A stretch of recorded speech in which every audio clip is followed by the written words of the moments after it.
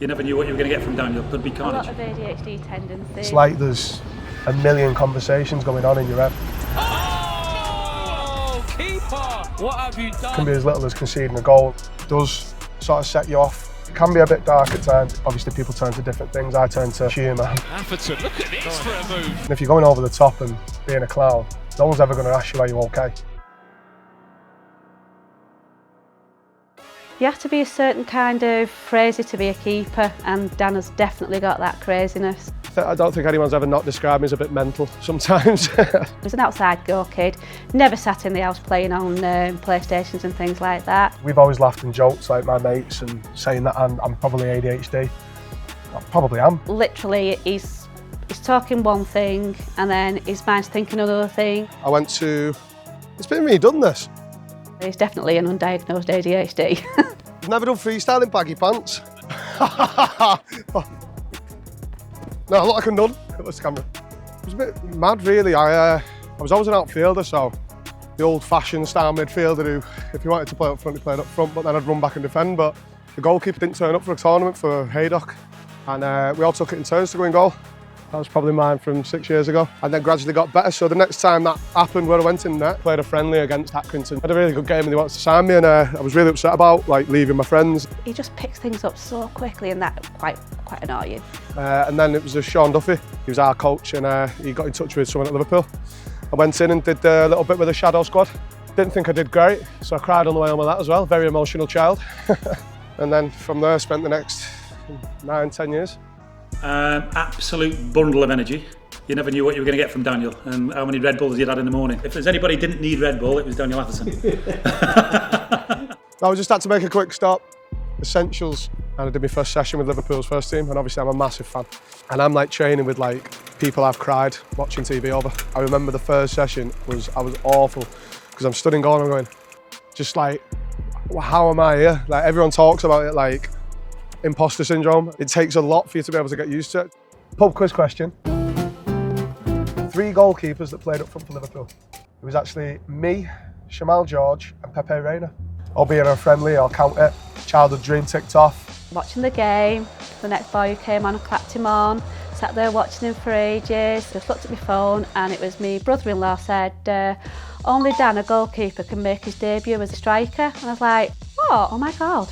That's Daniel that we've just clapped on. Been told I wasn't going to have any involvement in that game on the day. Taking it all in, and basically Jurgen would put 45-minute team out for the first half and 45 minutes for the second half. So most of the first half team had got showered and changed. Millie was sat, feet up, Parglatzel, his knee gives way, and the gaffer turned around and asked Millie could he go back on, and he just said, stick Dan on. I've gone from just watching the game to going, eh?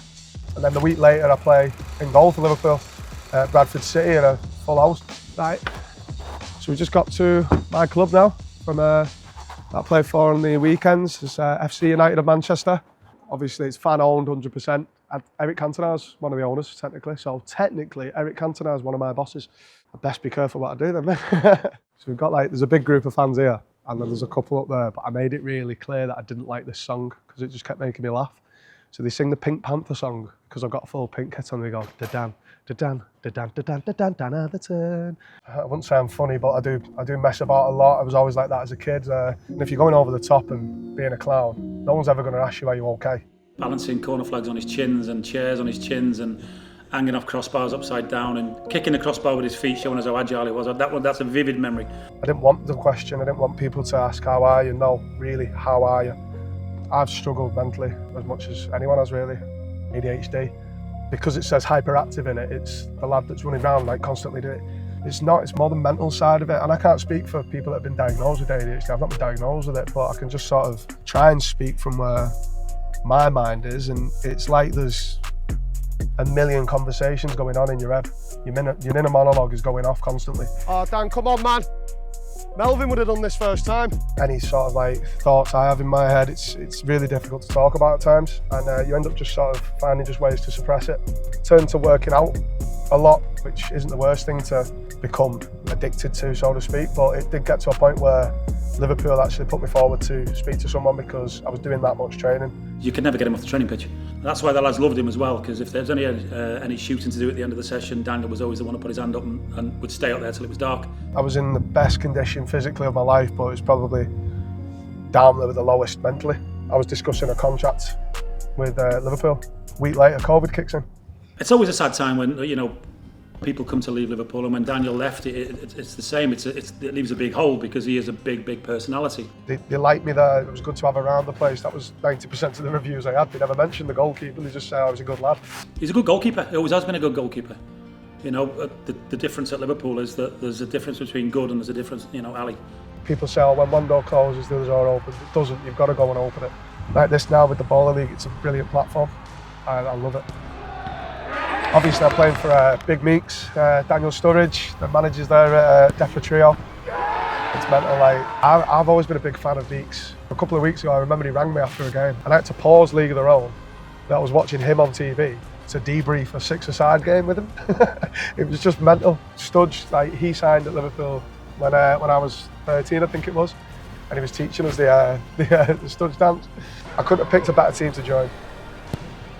Hopefully it's going to help me in all aspects of my life and my career and things like that. When he rocks up at the Ball League, and we talk about it now amongst the staff, nobody can be prouder than us, to be fair. I've always had people there around me, but I've never gave them an opportunity to help me. I'm trying now to be more open. I'm starting to try and talk to people. Do you watch the Baller League? Yes, now. Are you watching tonight? Monday? Love it. It can be tiring, absolutely wear you out. But in a good way, not in a horrible way. You know, it's all good humour. There's not a nasty bone in his body. It can be a bit dark at times. It can be a bit depressing and things like that. I think just the main thing for me is, it's such a cliche, but just talking about it.